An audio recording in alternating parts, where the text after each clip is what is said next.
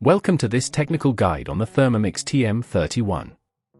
We are Kelatos Informatica, specialists in technical repair. We collect your device from your doorstep, carry out a free diagnosis, and send you a quote before any repair. No phone calls, no trips to the shop. We are based at Calle Joaquín María López 26, Madrid. Convenient, transparent and professional. Link in the description. If your Thermomix TM31 is making a horrible grinding noise, it's likely due to worn blades or a misalignment in the motor assembly. This can occur when the device is used frequently without proper maintenance. If left unchecked, it could lead to further damage, making repairs more complex and costly. To fix this issue, you will need a few tools, a screwdriver set, a pair of pliers, some replacement blades for the TM31, and perhaps a soft cloth for cleaning. First, ensure your Thermomix is unplugged. This is essential for your safety. Begin by removing the bowl and the lid. Next, use the screwdriver to unscrew the base of the machine.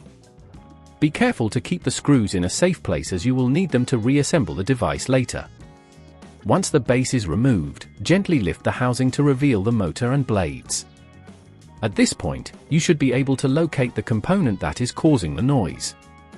Typically, it will be the blades themselves or the motor assembly. If you see any visible damage to the blades, it's time to replace them. To do so, carefully disconnect any cables attached to the motor, taking note of their positions for reassembly. Use your pliers to remove the old blades from the motor shaft. When installing the new blades, ensure they are securely attached and properly aligned. This is vital to avoid any future grinding noises. If at this point you feel it's getting too tricky, remember that at Kelatos we collect your device from your door and return it fully repaired. Once the new blades are in place, reconnect any cables you previously disconnected, ensuring they are secure.